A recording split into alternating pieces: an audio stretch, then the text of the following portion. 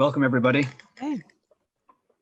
This evening is Forest of the Highlands, a presentation the Highlands Coalition was asked to pull together for the Loanica group of the New Jersey Sierra Club. And we were thrilled to be able to do so. In putting the program together, we invited Silvia from New Jersey Forest Watch to join us, and also Emile DeVito to lend his scientific expertise as well. Should we have any questions from the audience about forests in the Highlands? My name is Elliott Ruga. I'm the Policy and Communications Director of the New Jersey Highlands Coalition. And I'm going to start out by, perhaps for some of you, looking at the forests up here in northern New Jersey in a way that you may not have seen it before or understood it. And for us here in the most densely populated state, in fact, in the more densely populated northern half of the state, that we have this resource is really a tremendous benefit for us today and for the sustainability and the stability of New Jersey's economy for years to come. So what area am I talking about? Well, from, I'd say, the town of Boonton in the south to Vernon in the north, to the west, Hardiston and Hamburg and Sparta Mountain, to the northeast, Mahwah and Ramapo State Forest, roughly bounded on the east by Interstate 287. In New Jersey, it's always easy to show people what you're talking about by talking about highways. So east of 287, west of Route 15, and here is the New York-New Jersey border that you can see. So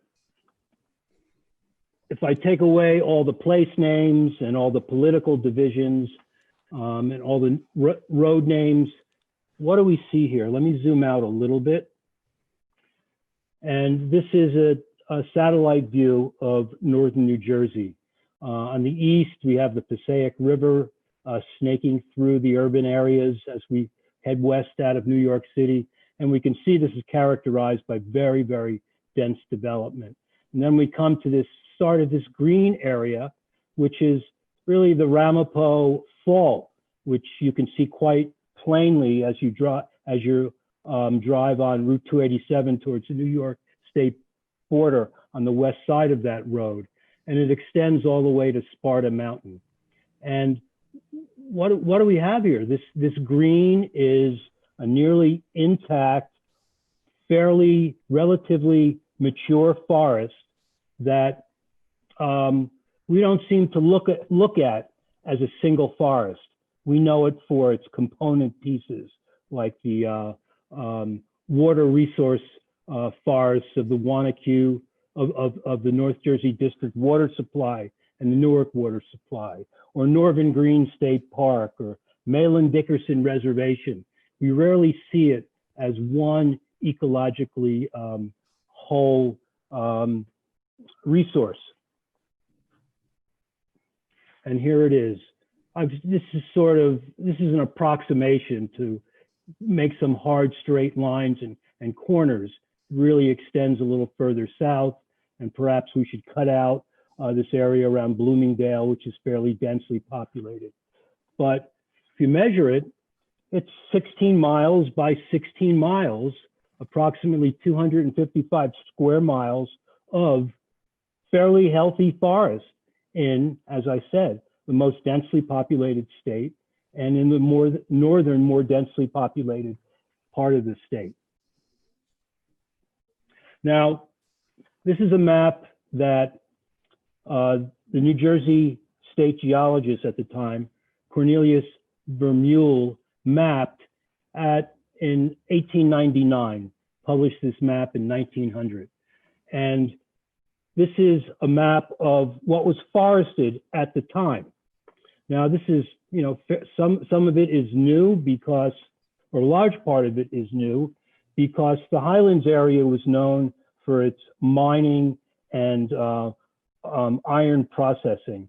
And there were dozens and dozens of furnaces and forges operating between the 18th century and the 19th century. And a single furnace would consume in 1 year 2.5 acres of timber that was made into charcoal to fuel these furnaces and forges. So by 1870, approximately the year they converted to coal, anthracite coal from Pennsylvania, there was barely a tree left in the Highlands. But this is after 40 years of growth. And this is what went back into forest. And these areas that were green in 1900 and are still forested today had never been converted or developed into agriculture or dense human development. That the soils in these forests have, and here we're looking closer in terms of the forest I'm pointing out, have soils that are naturally resistant to invasive species because they've never been disturbed. So again, to just give you a sense of place where we're talking about today.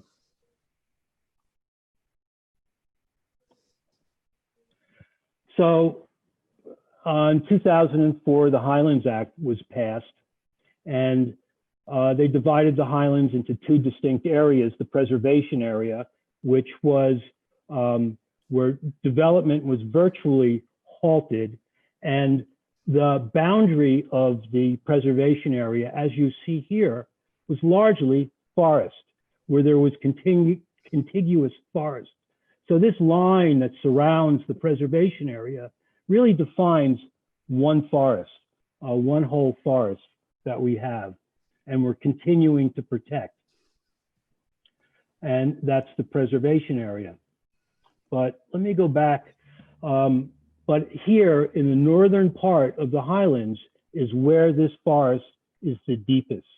As it stretches south and heads towards Route 78 in Hunterdon and Warren counties, that forest breaks up into thin fingers. It doesn't have the depth that we have here.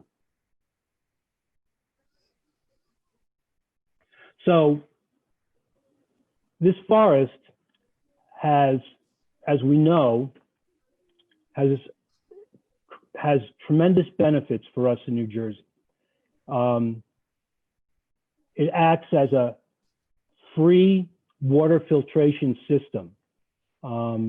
Its water resources provides most of New Jersey's population with some or all of its water. This forest acts as a free water filtration system, and because it is so effective and efficient, the retail cost of water in New Jersey is the 4th lowest in the country. This forest also provides for us tremendous recreational values, as most of us know who go hiking or hunting or fishing in the Highlands. In the 1996 U.S. Forest Service study, which was really the basis for what became the Highlands Act, they had found that more people visit the Highlands each year than the people who go to Yosemite, Yellowstone, and the Grand Canyon combined. And that's quite astonishing. Just think of how that recreation of non-developed areas contributes to the economies of these towns and counties. Also, this forest is a tremendous reservoir for biodiversity. And it's because of how deep it is that it's the center or the core of this forest is located so far from human diversities, from human disturbance, that there are so many plant species and some animal species that can't live anywhere else in New Jersey, but in this forest of the Highlands. And what we're finding out now we're just discovering is how valuable this forest is in sequestering atmospheric carbon. That this will be New Jersey's way to mitigate much of the impacts of climate change. So it begs the question, if that's the case, have we protected this forest enough? Has the Highlands Act protected it enough? And I would argue it does not. The Highlands Act has 17 exemptions written into it that allows development to occur. Slowly, yes, it slowed it down tremendously, but those impacts are forever as we extinguish the forest values for temporary financial gain. We also, as we would argue, unsound forestry practices, which, because of the roads that they've created in here for their vehicles, attract ATV use and other incursions in that disrupt the sensitive ecological functions of this forest. So I want to give you a view of this forest. I mean, the satellite map really is very abstract for most of us because we rarely see in terms of 32 miles up into the sky. So let me zoom in into this area near Clinton Reservoir. There we go. And fade to a view from a single engine plane that I took a couple years ago.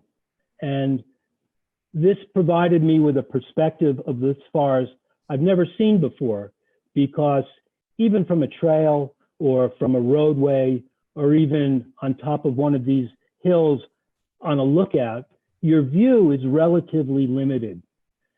And to see it up in the sky, but not out in 32 miles up, but maybe a couple thousand feet up, you can really see this forest for its ecological resource values.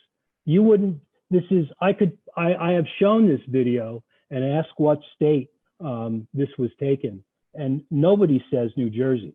Pennsylvania, Vermont, Georgia, New York State, but this is what we have in New Jersey. But the problem is that we don't look at it as a single forest. We look at it by who owns it. And this is a map of all the different public lands we have in the forest, and the areas that are not public are privately owned and they're not shaded. That makes about 25% of this forest. So we look at this in terms of parks, of municipalities, of ownership, and without the view of this forest as a single ecological unit, one forest, we really don't know how to protect it. We don't really leverage its values as much as we can. So also, if we don't have a name for it, how do you advocate for something that's not named? So very much like to come up with a name for this thing, this forest we have, so people can better understand the single precious ecological forest that we have here. And that ends my talk. I'm going to pass this over to Zach. This was an introduction, really, of where we are to orient you for further what we're going to be discussing tonight. Zach? Thank you, Elliott. I just wanted to talk briefly about the coalition, the Highlands Coalition's position on how we should go about protecting this forest resource that Elliott has introduced us to. And together with our Natural Heritage Committee, the Highlands Natural Heritage Committee, and contributions from other organizations, watershed associations and the like, we pulled together a white paper called Policy Recommendations for Forest Stewardship and Preservation in New Jersey's Public Lands, which is in its second edition. We published this in 2018 and have presented it to the NJDEP and Division of Fish and Wildlife, where it has been positively received.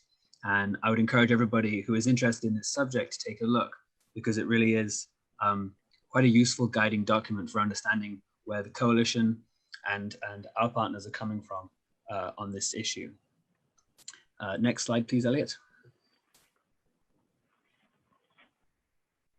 So one of the guiding principles that we feel would be a good way to go forward with stewarding this resource is under the management strategy of pro-forestation, which is an emerging term, which simply means to manage a forest for the best possible ecological potential that it has, to store carbon and develop it to its full complement of environmental services. In fact, in the shortest way, it means leaving trees alone might actually be better than intervening sometimes. This isn't a blanket statement, but certainly in the Highlands, where the forest is so fragile, it's a good thing to consider. And all of this is underpinned by other research, but the most important document on this is Dr. Mumor, Massino, and Faison's Intact Forests in the United States, Pro-Forestation Mitigates Climate Change and Serves the Greatest Good. And I'd be happy to share links to these resources afterwards. Next slide, please, Elliott. And then I thought it'd be useful also for those on the webinar this evening to just be aware of some of the updates on the projects. So regarding Sparta Mountain, we are having a very productive dialogue with senior representatives at NJDEP and the Division of Fish and Wildlife. This is very encouraging as we try to find a common ground where we can serve the public interest and the scientific objectives, habitat objectives of those departments. And then regarding Melon Dickerson Reservation, Morris County Park Commission Executive Director Dave Helmer confirmed for me on Monday that that plan is on hold while they deal with the much more pressing matter of managing for the coronavirus on their properties. So that is in a holding pattern right now, and we'll continue to keep you all updated as these particular areas progress. Next slide, please, Elliott. So finally, if you are interested in finding out more or asking us questions after the fact, you can get in touch with us at these places. And of course, you can always support the work we are doing to defend our forests by checking out our social media as well. And before I hand over to Silvia, I noticed there are some questions coming through in the chat. Please feel free to use that feature, or there's also a Q&A option at the bottom of your screen where you can submit questions too.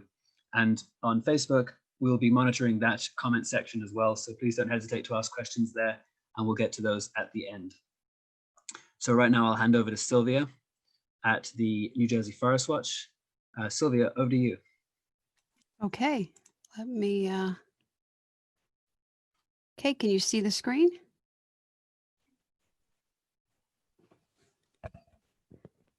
Do you see my screen?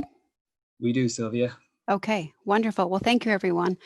I'm Silvia with New Jersey Forest Watch, and you'll see on this first slide, we're talking about why our public forests require better protections.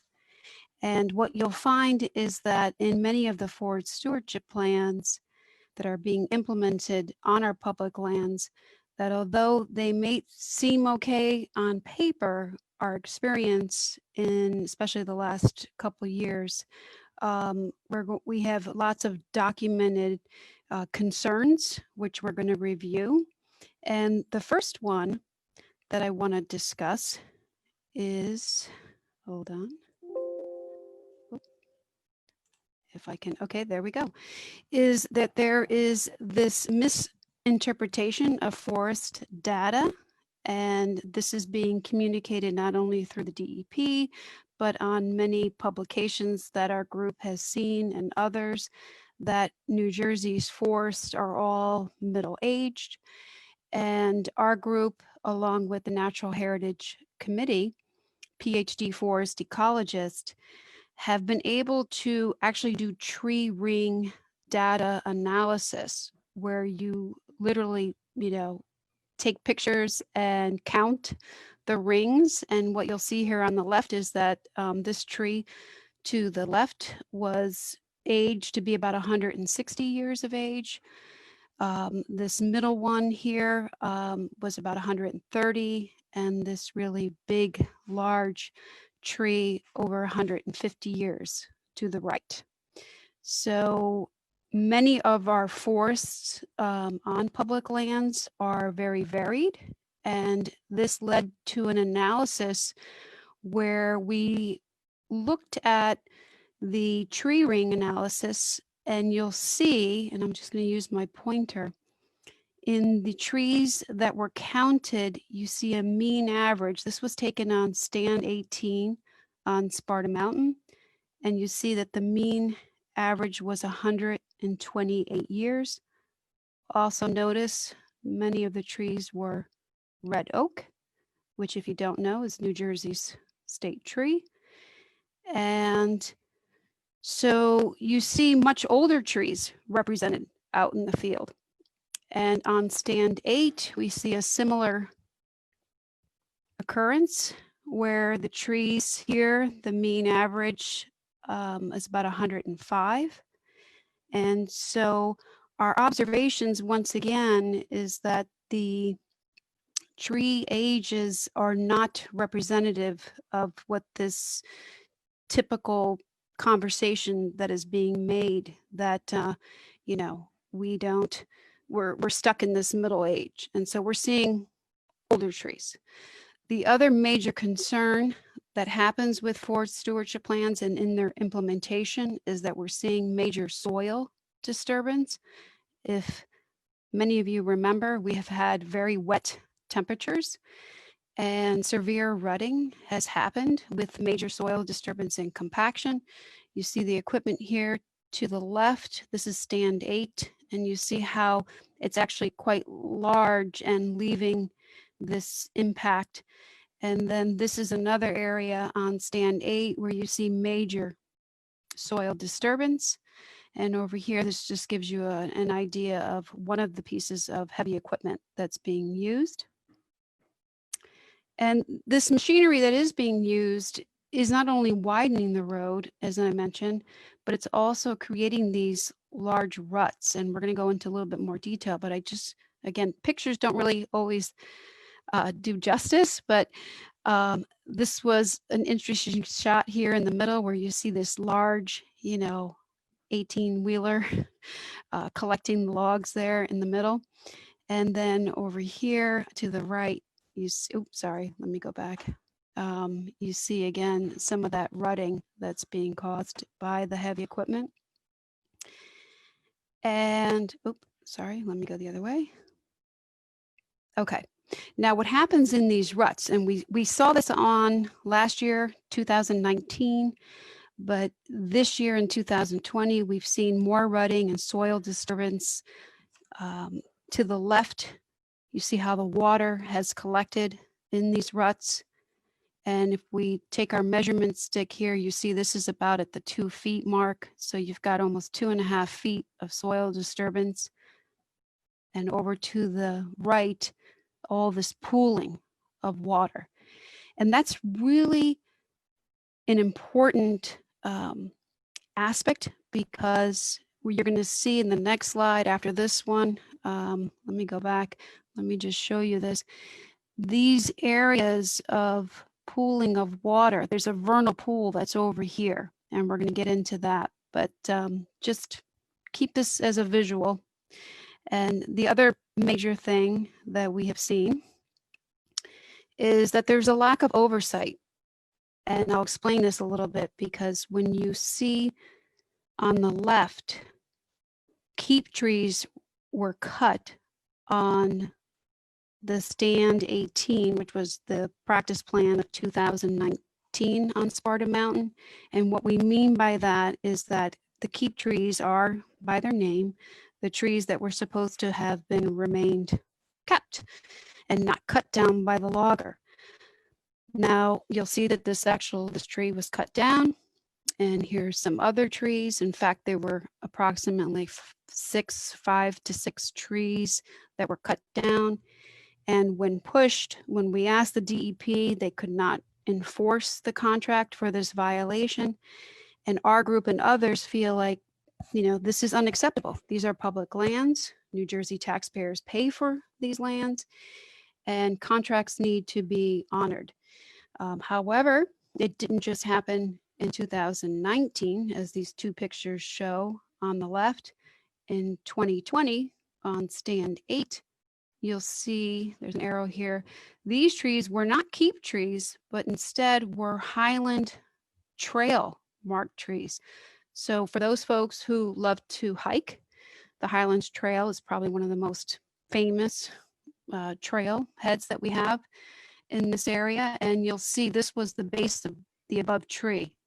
And then over here, my screen keeps changing when I do that. Sorry about that. So you'll see on this side that this was a Highlands Trail tree as well. So it's unfortunate that we're seeing, and experiencing these, lack of oversight that's happening. And since Malon Dickerson also has the Highlands Trail running through it, we don't want to see the same negligence and damage occur.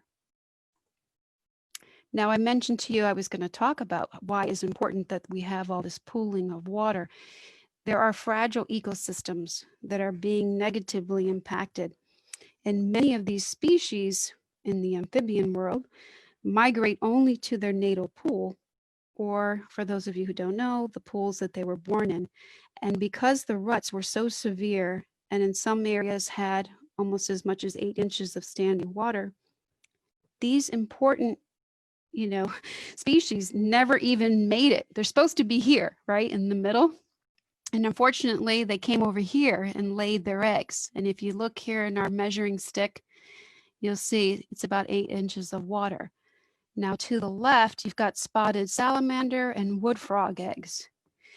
And this is not good.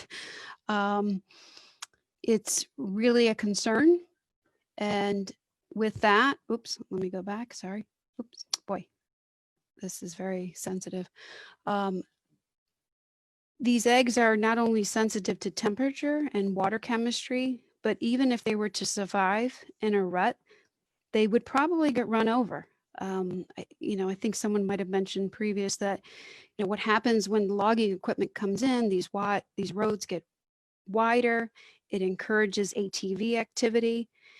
And if the logging equipment, when it's moved back through, doesn't kill them, then you might have the ATVs come in. And our group has reported every time we've been out on Sparta Mountain, we've run into ATVs. So we know that this is happening. And what's unfortunate about that is that these amphibian species then are more than likely going to be killed.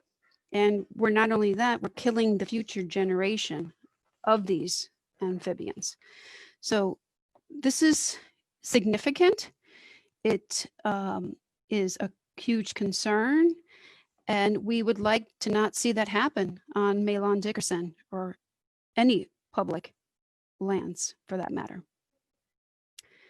So on stand 18, where we saw extreme rutting of 2 to 4 feet with new roads that were created, this shows you on the left-hand side here in this upper area, we were able to save this whole area. The original practice plan was this outer area.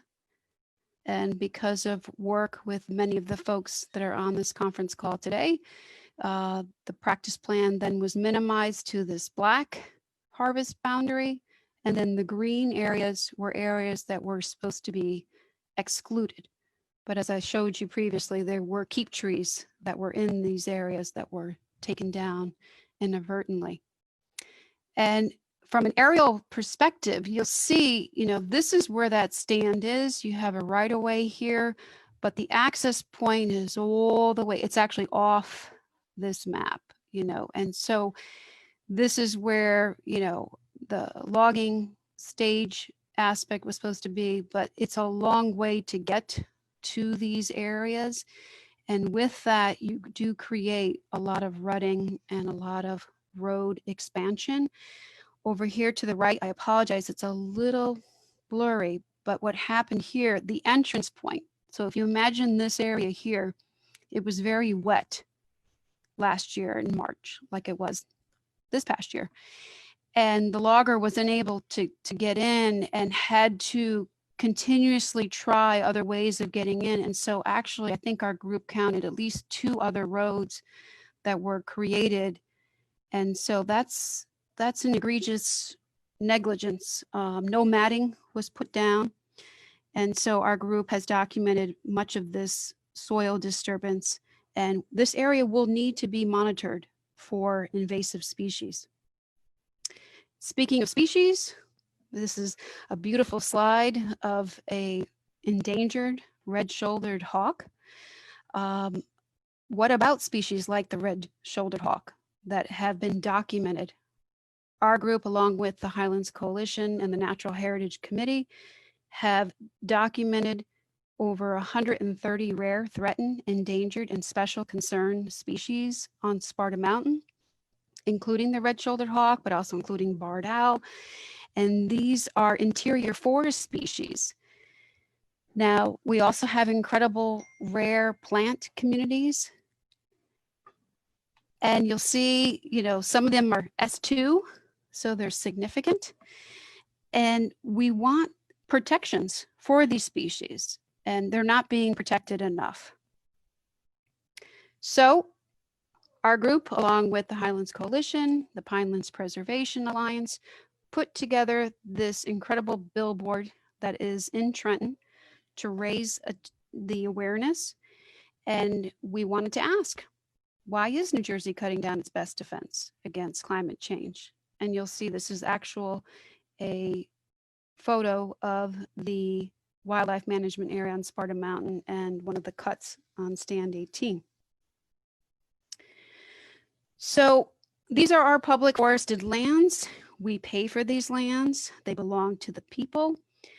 This was information we obtained from the March 2018 Forestry Association meeting, because New Jersey residents need to understand. If you look here, hardwood logs with a minimum small end diameter of 12 inches. And these are the species that they're looking for. And we did here's your New Jersey. 60% of New Jersey hardwoods are being exported to countries like China and the UK. Now, this all depends on foreign markets, but we want the public to understand that we pay for these lands. And the New Jersey DEP right now is selling this wood to contractors, and then these contractors then sell the wood to, in many cases, to foreign markets like China and the UK. And these are New Jersey taxpayer dollars that have paid in many times to save and protect these lands. So what can you do? Well, this is one of my favorite quotes from Margaret Mead, and that is to never doubt that a small group of thoughtful, committed citizens can change the world. Indeed, it is the only thing that ever has. So I encourage each and every one of you that is on this conference call today to share this presentation with family and friends, to write to the Commissioner McCabe. We as a collaborative group are asking for a moratorium on logging in our mature, healthy public forest in northern New Jersey. You can follow the groups who presented today. You can sign and share our statewide petition at change.org. It's very simple. You just go to change.org/StopTheChop New Jersey. For those of you who live maybe perhaps on a busy road, you can put a Stop the Chop sign on your front lawn. Just email us at newjerseyforestwatch@gmail.com. We want everyone to get involved, to be engaged, help New Jersey public lands from being deforested. And this is another little take-home message I'd like to really share with everyone, that if you're not part of the solution, you're part of the problem. So I hope everyone takes action, and I thank you. Thank you very much, Silvia. I want to acknowledge the questions coming in the chat feature on Zoom as well as on Facebook. I'm going to hand over to Emile for some closing remarks on what we've heard so far this evening, and then we'll do our best to get to all the questions. So thank you for those. Emile, unmute yourself and go ahead when you're ready. Hi, everyone. I'm going to try to be brief because I think the most valuable thing that we can do is answer questions and engage in a discussion. So there are many plans that have been authored over the last, 7 or 8 years for our state forests, our state wildlife management areas, our county parks in the Highlands. And the thing that is missing is the declaration of no-touch areas, wilderness type areas that are not going to be harvested. We do have a very small number of natural areas in the state of New Jersey. The acreage is minimal. And there's this conception that public conception that natural areas are off limits, and that's not true. There's a Natural Areas Council that can approve any type of management activity in a natural area. Natural areas are meant to protect incredibly special areas of biodiversity. And so natural areas are not off limits. They can be managed. The management plans get written for natural areas. That office is poorly funded, and the staff has been reduced to almost nothing by the DEP over the last 2 decades. So right now, there's not a single square foot of public land in New Jersey that can't have a logging plan or some type of management plan developed for it where trees can be exported from the property. And that's a travesty in my view. We're writing plans that are suggesting that we harvest hundreds of acres here and hundreds of acres there, especially on our wildlife management areas. And yet we have not in our state dedicated a single site where we actually are willing to say that we protect the forest in perpetuity to let natural processes occur. As long as that's the situation in our state, then I think it's really not right that anyone support continued active management projects, because it's just completely wrong to be moving ahead with active management projects, the results of which we won't know if they'll succeed or fail for decades. And yet we're not willing to set aside a single square foot of public land anywhere and say that it's going to be set aside in perpetuity for future generations. So that's a major failing that we have right now.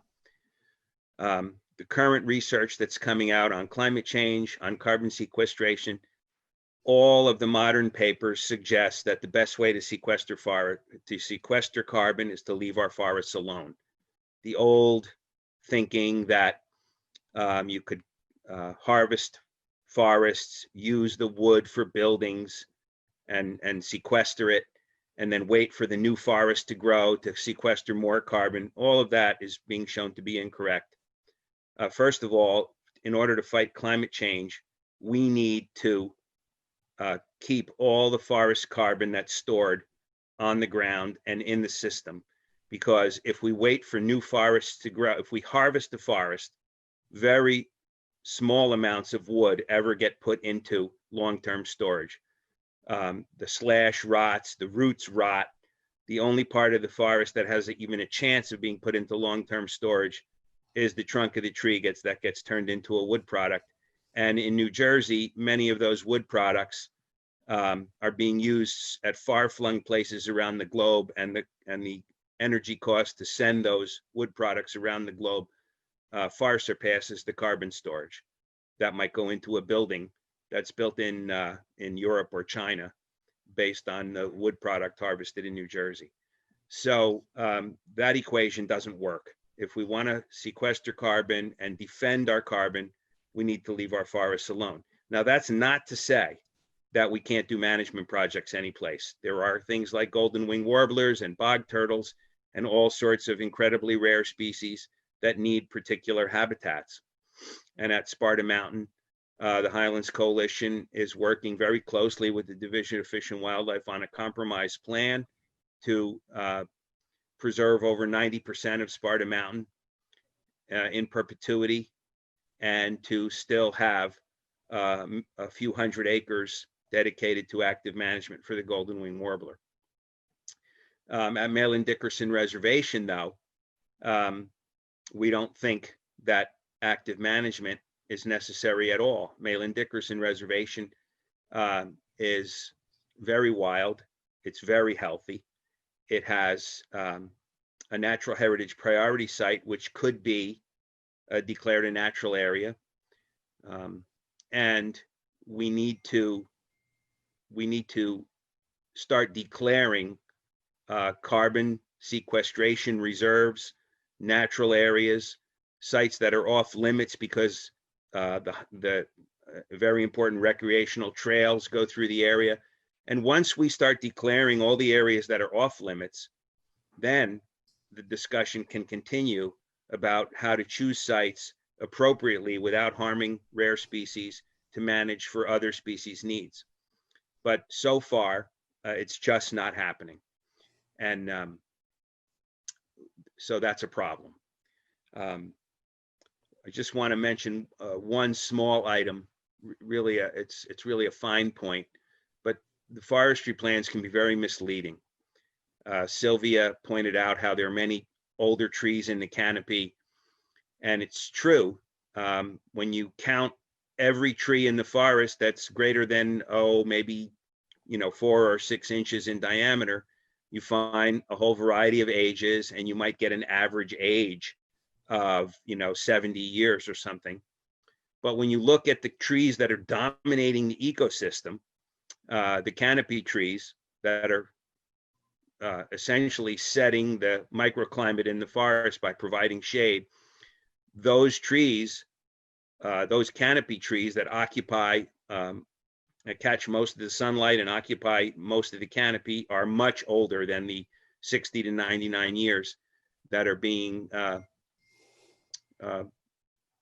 calculated as average age of a forest. It's I can't understand if a canopy of a forest is averaging 120 or 140 years old, how anyone could possibly try to say that the forest is only 75 or 90 years old. For example, I'm 62 years old, and but most of the cells in my body are only between 5 and 7 years old. So if you were to go by the average age of the cells in my body, I would be not even a teenager, but I'm actually quite old. I'm 62, and so we need to look at forests the same way. Let's see. So those are the main points. We need to have a regional planning strategy that does not look at our holdings piecemeal. We need to set aside areas in perpetuity. We need to agree what those areas need to be. And then once we do all that, we can start picking and choosing the suitable sites to manage for suites of species that need help, and so that we don't do more harm than good. And I think we're starting to do that, but we need to go a long way toward really getting into the 21st century and dealing with climate change and protecting our carbon stores and looking at the forests for a wider variety of purposes than just assuming that every forest needs to be actively managed. The president of the New Jersey Forestry Association said in a 2011 newsletter, and this is a direct quote, it's burned into my memory. He said, "A well-managed forest will go on forever, but a forest left to its own devices will die and become useless." As long as we have an attitude like that every single piece of forest in our state needs to be managed, we will continue to degrade the forests, leave them open to invasion by invasive species, and make them less resilient in the face of climate change. It's often said that that we can manage our way out of climate change, that we can manage these forests and have them accumulate different species. Well, New Jersey's a special place.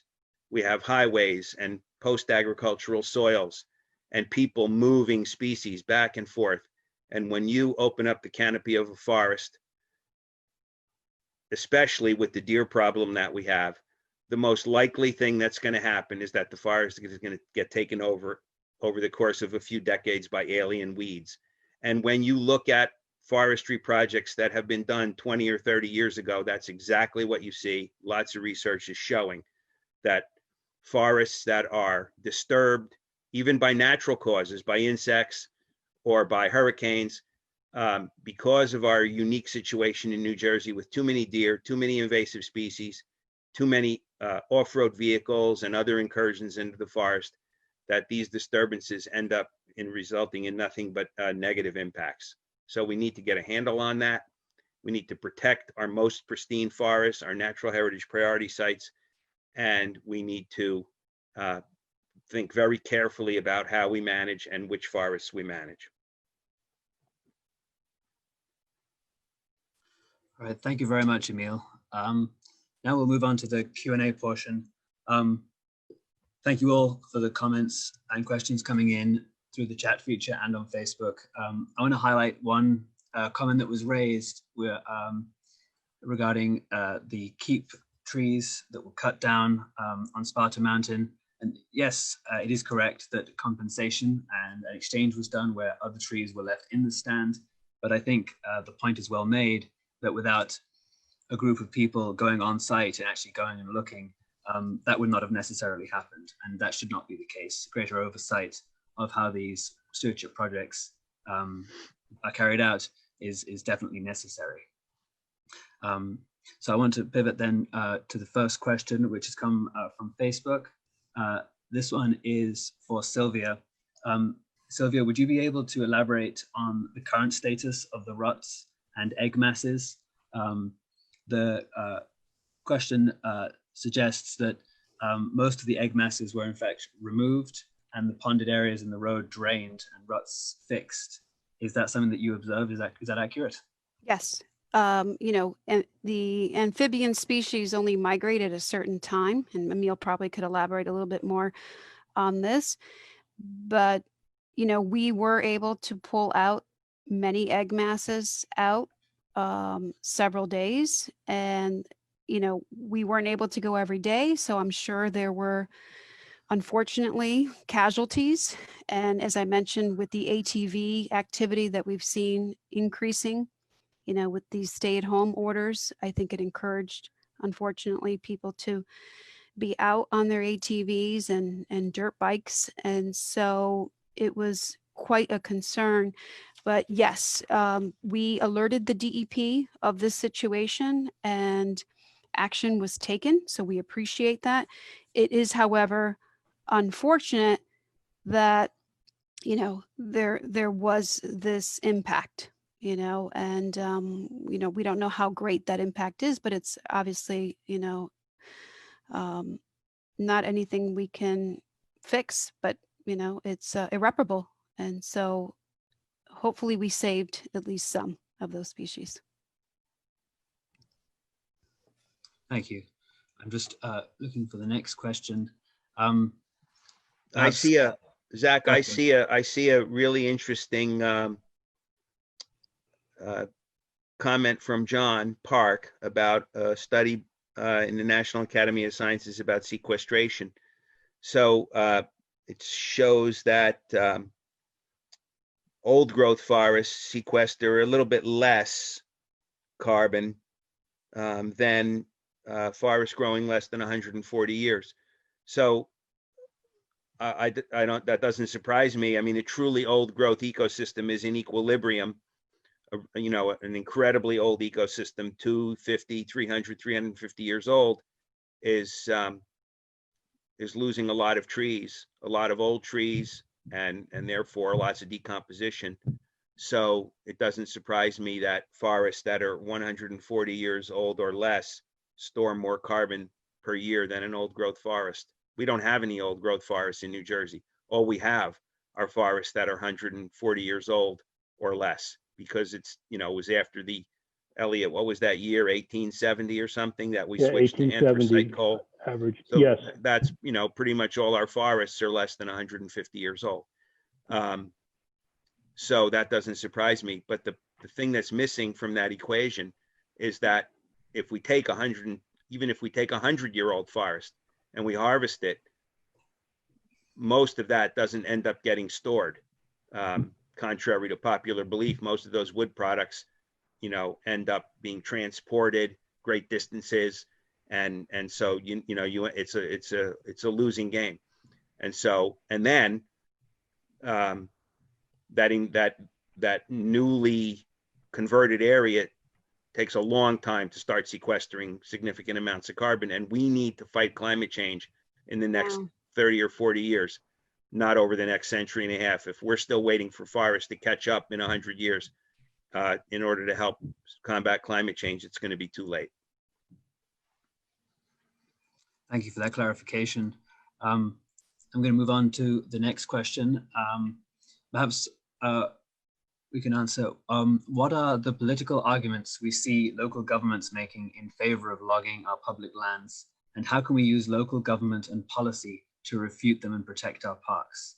So perhaps to synthesize that question, what is the role of local governments in this issue? Well, I don't know that we have focused on municipal government role. You know, they do, especially up in West Milford and Ringwood, any public lands that they own under their management could be significant, and we should be educating those municipal officials as to the impacts of forestry. Excellent. And then I'm going to combine for the next question two that I've received.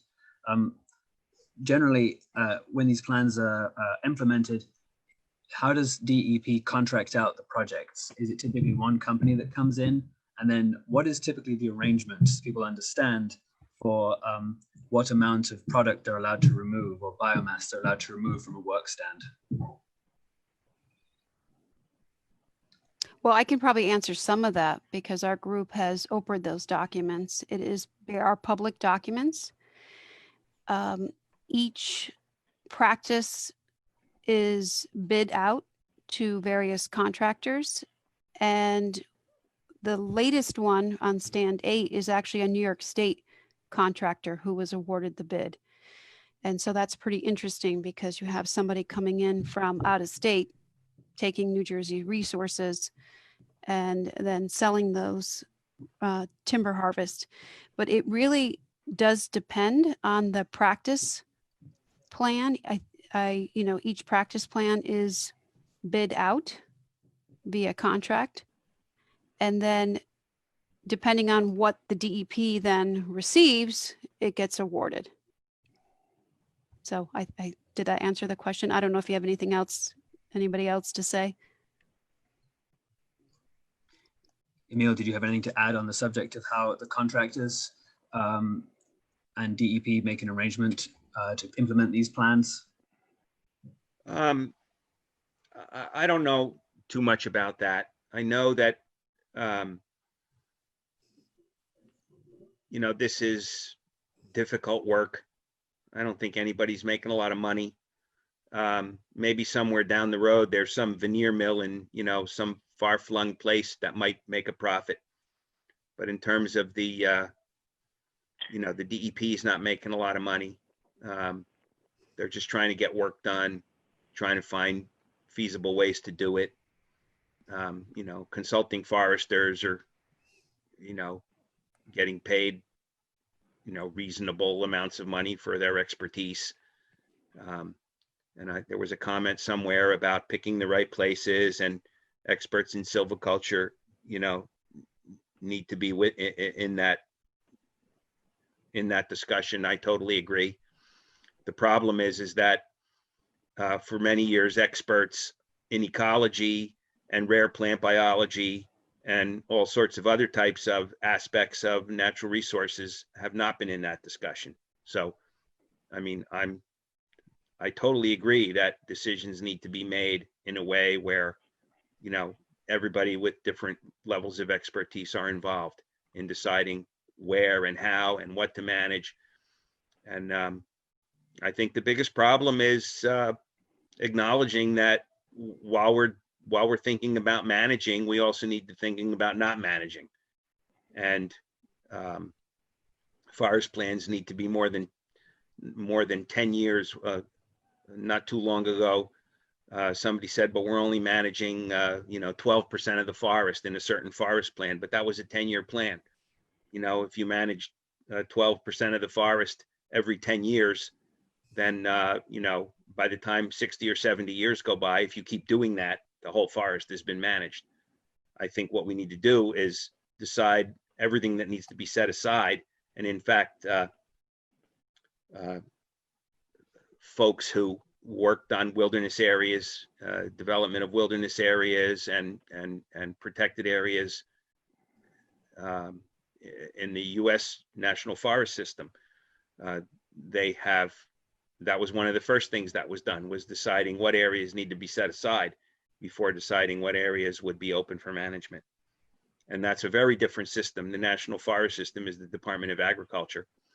And, they're charged with providing, renewable resources and wood products. New Jersey's not charged with doing that. We don't have enough forest to be thinking about how to provide everybody with wood products. So what we need to do is to be thinking about carbon sequestration and biodiversity and all the different species, whether they're early successional species or interior forest species or rare plants or vernal pool specialists. We need to work on all of those at the same time. And that's very difficult to do with the current system that we have. And I think can I just add, I think we also have to get away of a short-term gain versus long-term gain, because many of the USDA federal grants that are available that many groups have obtained, specifically target this young forest initiative. And that is not an appropriate initiative to take in our maturing, very limited, intact, contiguous forest that we have in the most densely populated state in the country.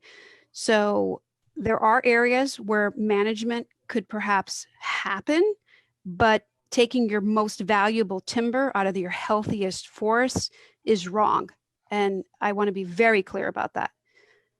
Yeah, I agree with you, Sylvia. I mean, there are forests in Southeast Morris County, say Lewis Morris and County Park and Jockey Hollow, which there is no understory there. It's the deer have really taken over the forest. There are just hillsides filled with bearberry. They need intervention. They need management. But where the forestry activity is going is in our most pristine forests and taking our best trees and impairing the ecology of these places, not where management is needed. Correct. And there's a recent 200 top climate scientists piece that went out to Congress on May 13th. Perhaps, Zach, after the call, for those people who are interested, we could forward that out.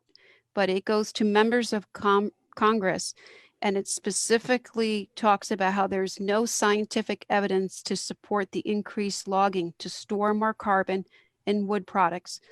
And it goes on.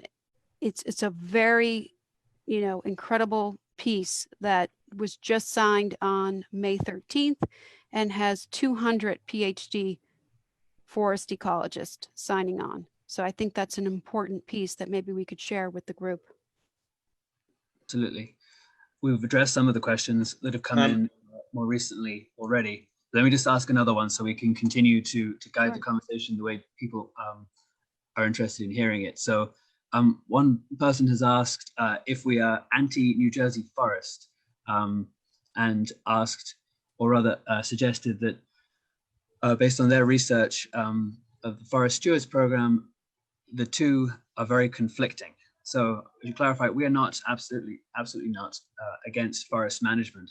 I think where we differ with some of the plans being implemented is in the way that the approach is, first of all, handled, and second of all, the justification as well. Too often we see the plan's justification doesn't match the concerns identified, often in the very same plan that it's trying to address. So not at all anti-management. I think our strategy for managing Highlands forests in particular just differ from others working in this area. Would anyone like to add to that? Sure, I'll add to it. We're certainly not anti-New Jersey Forest Service. The New Jersey Forest Service does a great job. Most of the conflicts that we've had have been not with the New Jersey Forest Service, but with the New Jersey Division of Fish and Wildlife in developing the management plans for their property. And up until very recently, there was very little communication between the New Jersey Division of Fish and Wildlife and the New Jersey Forest Service. The New Jersey Forest Service is putting together its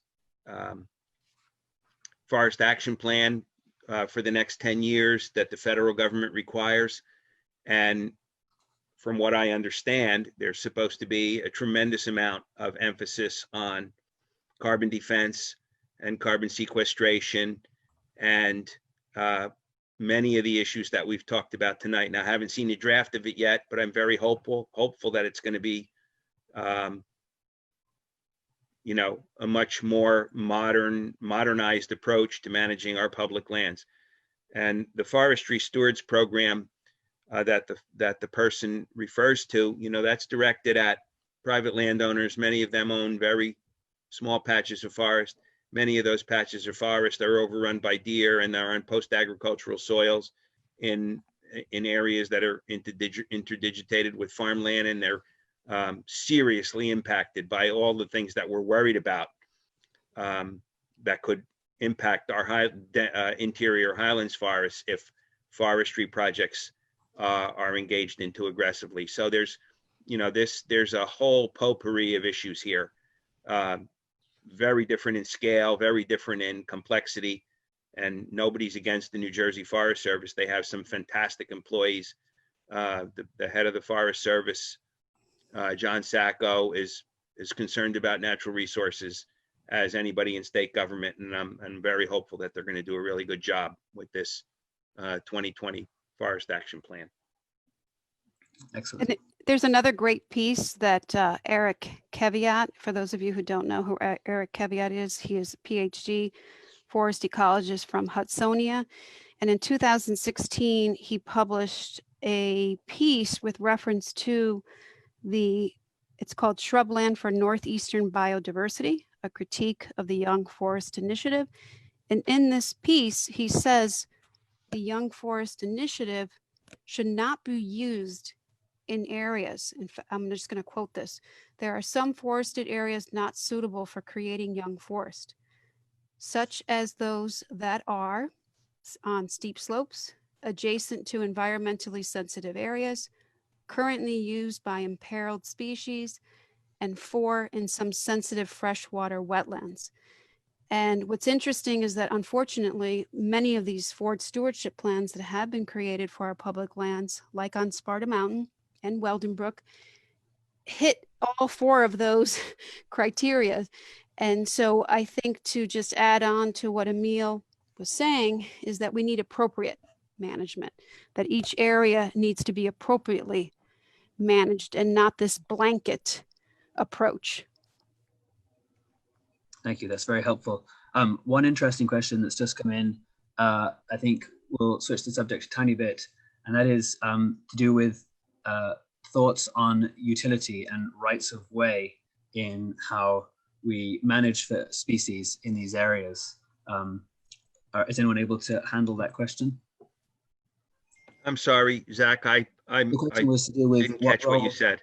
The question was about the rights of way that often are big open tracts inside of a forested area, and what role they play or could play in being part of a habitat creation for species that DEP and New Jersey Fish and Wildlife are working to restore.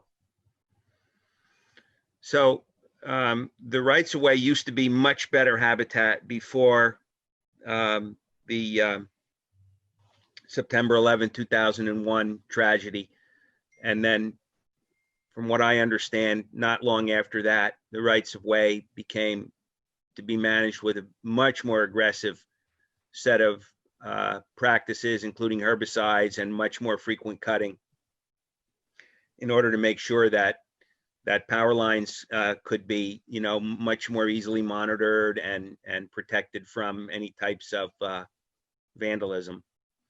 And I know New Jersey Audubon is working hard to try to work within the limits of what the utility companies can do to try to get better management back on the right-of-ways, for golden wing warblers and other early successional species.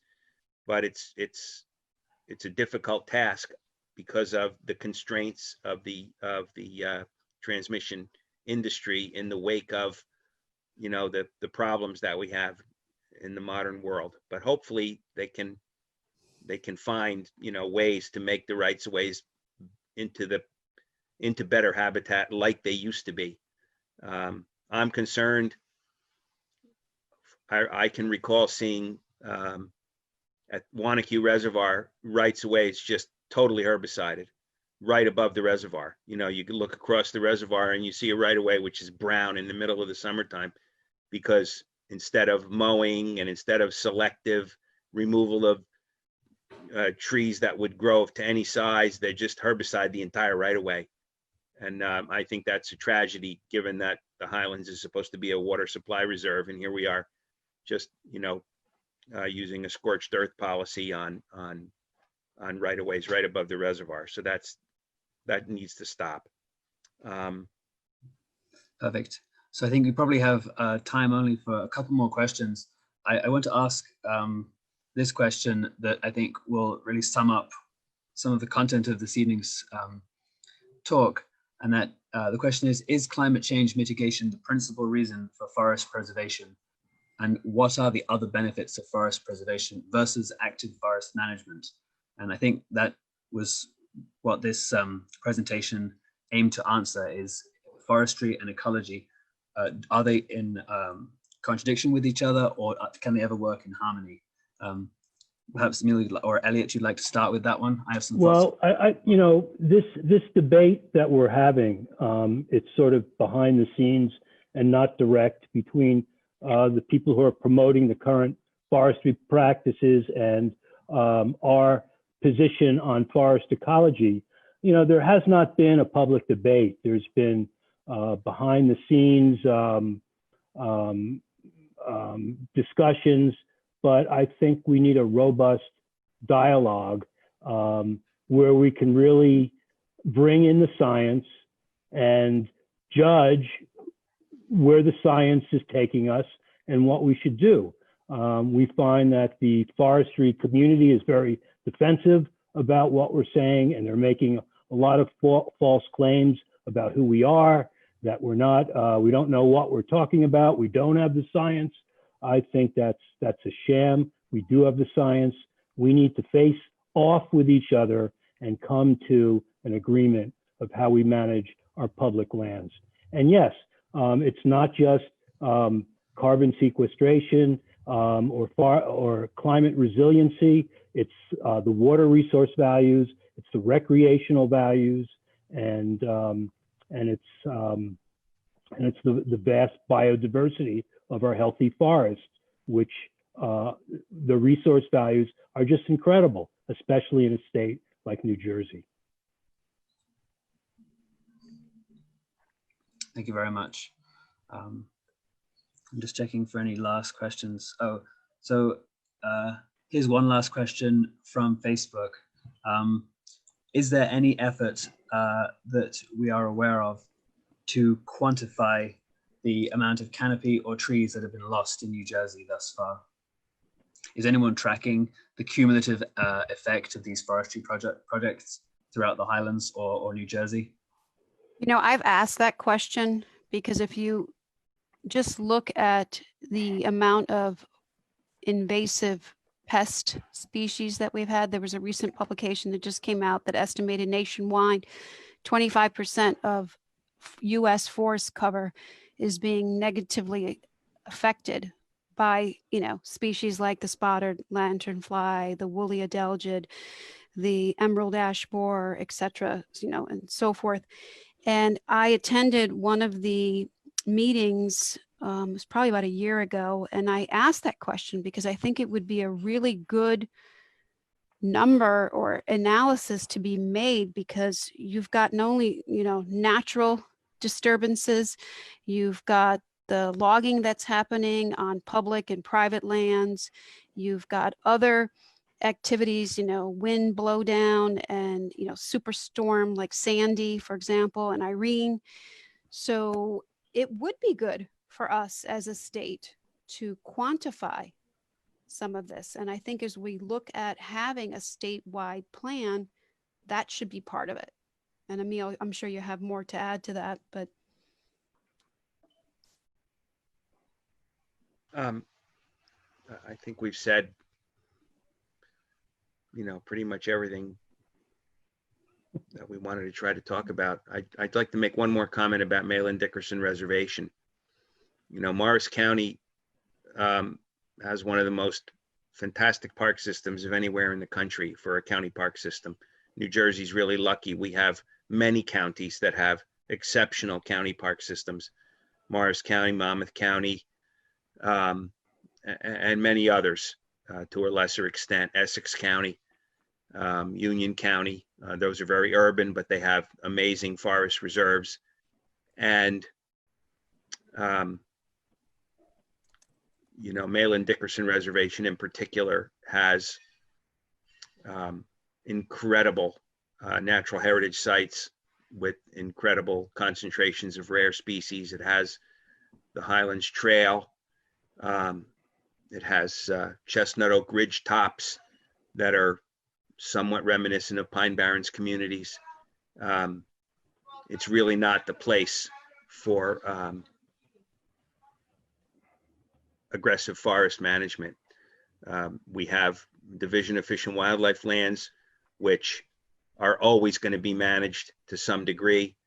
And we have private forests, private landowners that are managing their lands and getting incentives to manage their lands from the Natural Resource Conservation Service. Every different type of public land does not need to be thrown into the hopper of being actively managed aggressively. So, Malin-Dickerson Reservation should be the first place. The jewel of a county park system, it should be set aside in perpetuity. Absolutely. Thank you very much. So I think we'll conclude our evening here. Thank you to Emile. Thank you to Silvia. And thank you, Elliott. And thank you to the New Jersey Sierra Club Loanica group for providing the platform for this exchange. I think it's been helpful. I will be following up with some of the links that have been shared in the comments if people are interested. And a recording of this will also be posted to the Highlands Coalition YouTube channel afterwards if you'd like to go back and review any of it. So once again, thank you all for participating. Stay safe, stay healthy, and have a wonderful evening. Good night. And we'll see you again. Thank you.